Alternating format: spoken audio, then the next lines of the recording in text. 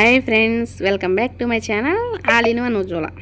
నిన్నైతే నేను టెంపుల్కి వెళ్ళానండి. మార్నింగు ఈరోజు గుళ్ళో కుంకుమ పూజ ఉంది, అందుకని త్వరగా వెళ్ళాము. వెళ్ళగానే స్వామివారిని దర్శించుకున్నాను. స్వామివారు అయితే అలంకరణ చాలా చక్కగా చేశారు. మేము వెళ్ళేసరికి కుంకుమ పూజకి కావాల్సినవన్నీ సిద్ధం చేసి పెట్టారు. మేము ఎమ్మటే పూజలు అయితే కూర్చున్నాం. పూజ అయితే స్టార్ట్ చేశారు.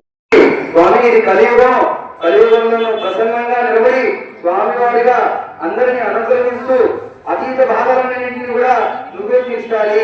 ఈ యొక్క కలియుగానికి నువ్వే ప్రథమ దేవుడివి అని స్వామివారికి తెలియజేసి ఆయనకి శంకు చక్రాలని దానం చేసినటువంటి స్వాములు గురువులు శ్రీమద్ భగవద్ రామానుజుల వారు. స్వామివారి గురువులు రామానుజుల వారు అన్నమాట.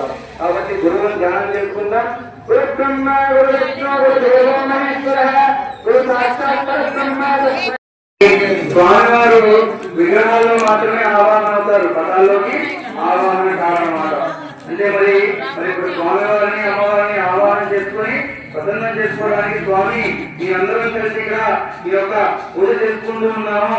మరి నువ్వు వైకుంఠంలో ఉంటే మరి మాకు కనిపించవు కదా, అందుకని అందరం కూడా దేవాలయంలో చేరి ఉన్నాము. మరి మేము పవిత్రంగా నిన్ను ఈ యొక్క క్షణంలో ఈ యొక్క సమయంలో పూజ చేసుకోవడానికి నువ్వు ప్రసన్నం కావాలంటే ఎలా చేయాలి అని ఒక నారదమహాముని వారు అడిగినప్పుడు స్వామివారు చెప్పినటువంటి మాట. మరి పంచశక్తులు ఎలా అయితే ఉన్నాయో, పంచేంద్రియాలు ఎలా అయితే ఉన్నాయో, అలాగే స్వామివారు ఆహ్వానం కావడానికి పంచభూతాలు అన్నమాట. అందులో ప్రథమంగా మనం నీరుని పవిత్రంగా చూస్తాం, తర్వాత పుష్పాలను పవిత్రంగా చూస్తాం. ఇక్కడ పుష్పాలు అంటే ఒక మాట చెప్పాలనిపిస్తుంది. పుష్పాలను మనం చించివేసి చిందరవందర చేసి స్వామివారి దగ్గరికి విసిరేస్తూ ఉంటాం. చాలా సంతోషం మీ అందరికీ. అలా చేస్తే మహాపాప దోషం అన్నమాట. ఒక పుష్పమే ఉంటే ఒక పుష్పమే స్వామివారి దగ్గర పెట్టండి, ఇంకొక పుష్పం స్వామివారి అడగలేదు మనం. ఒక పుష్పం ఉంటే ఒక పుష్పమే పెట్టండి. ఆ పుష్పాన్ని 4 భాగాలుగా చేసి దేవాలయంలో ఉన్న ఉపాలయాలు అందరి దగ్గర ఒక్కొక్క రేఖ వేసి దోషాన్ని మూట కట్టుకోవడం తప్ప మనకి ఫలితం లేదు. కాబట్టి పుష్పం పవిత్రం. ప్రకృతిలో స్వామివారు సృష్టించినవన్నీ కూడా పవిత్రమైనటువంటివి అన్నమాట. మనం వాటిని మానవులుగా అపవిత్రం చేస్తూ ఉన్నాం. కాబట్టి పుష్పాలు కూడా పవిత్రం, అలాగే నీరు పవిత్రం, ధాన్యం పవిత్రం. స్వామివారు ధాన్యాన్ని కూడా పవిత్ర రాసులుగా చేశారు. కాబట్టి ఇటువంటి వాటిలో మాత్రమే స్వామివారు ఆవాహన అవుతారన్నమాట. కాబట్టి అందరికీ అందుబాటులో ఉంది ఏంటి? నీరు. ఆ నీరు పవిత్రం కాబట్టి ఈ కలశారాధనలోకి మంత్రోపచారణ చేసి మనం ఆ యొక్క కలశంలో నీటిని శిరస్సు మీద చల్లుకొని స్వామివారి మీద చల్లుకొని చివరి వరకు కూడా స్వామివారికి ఇచ్చేటువంటి అర్ఘ్యపాత్రాలన్నింటినీ కూడా ఆ యొక్క కలశ పాత్రలో ఉన్న నీరునే మనం వినియోగిస్తూ ఉంటాం అన్నమాట. అలా మాత్రమే వినియోగించాలి.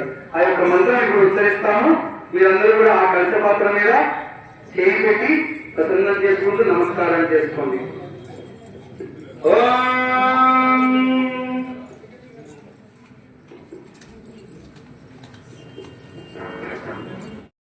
నర్మదే సింధుకాలే జలశిలాకితనీయ పవిత్రే పవిత్రోచితనీయ పవిత్ర జలానదీ సిద్ధాకితనీయాయ సుదేవతాం. ఓం యజ్ఞేన పవిత్రేవాదాయ ధర్మాయ సుద్ధోచితనీయ సుద్ధోర్వాణ్యాం తాకితాయ సుదేవతాం. ఓమాయ సుత్తాకితనీయాయ సుదేవతనీయ అవధాకితాయ పురుష సుత్తాకితనీయాయ అవధాన్యాయ ఏతావాన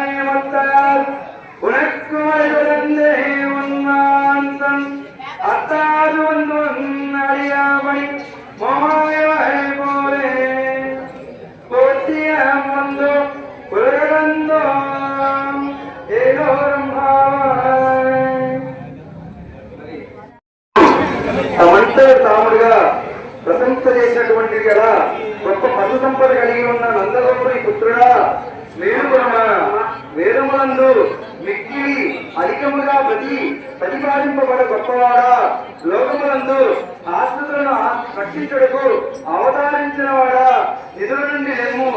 నీకు శత్రువులు ఎదురుగా నిలిచి గెలవలేక నీ సన్నిధికి వచ్చి నీ పాదపద్మములను ఆశ్రయించినట్లుగానే జీవనమైన మేము నీ కళ్యాణ గుణములు గుర్తించి మంగళాశాసనం చేయకపోతున్నాము. నీవు దయాళుడై రమ్ము, అనుగ్రహించుటకు లెమ్ము అని ఈ యొక్క పాత్రలో గోదాదేవి అమ్మవారు అందరికీ తెలియజేస్తున్నారు. ఆండా తిరువడే శరణం, జయ గోదావరి, జయ శ్రీమన్నారాయణ, జయ శ్రీమన్నారాయణ.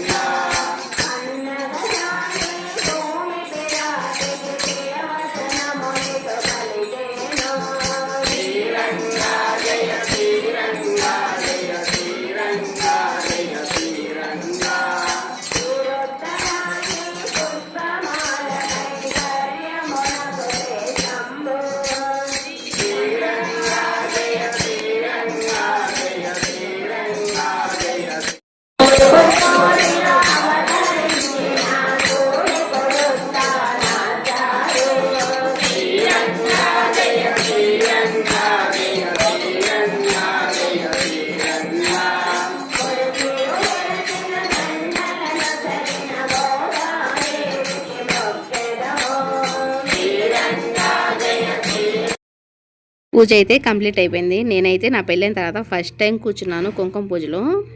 అయితే వీళ్ళందరూ విష్ణు సహస్రనామం చదివారు, ఎంత చక్కగా చదివారు. నేనైతే ఫస్ట్ టైం విన్నాను. నేనైతే ఎప్పుడు చదవలేదు. పూజ అంతా కంప్లీట్ అయ్యేసరికి 1 అవర్ అయితే పట్టింది. తర్వాత అయితే అమ్మవారిని దర్శనం చేసుకున్నాం. ఆ తర్వాత పూజ మొత్తం అయిపోయిన తర్వాత స్వామివారిని ఊరేగింపుగా అయితే బయటకు అయితే తీసుకొచ్చారు. చక్కగా అందరూ పల్లకిని మోసి స్వామివారిని అయితే ఊరేగించారు. తర్వాత అయితే బిందెలతోటి స్వామివారికి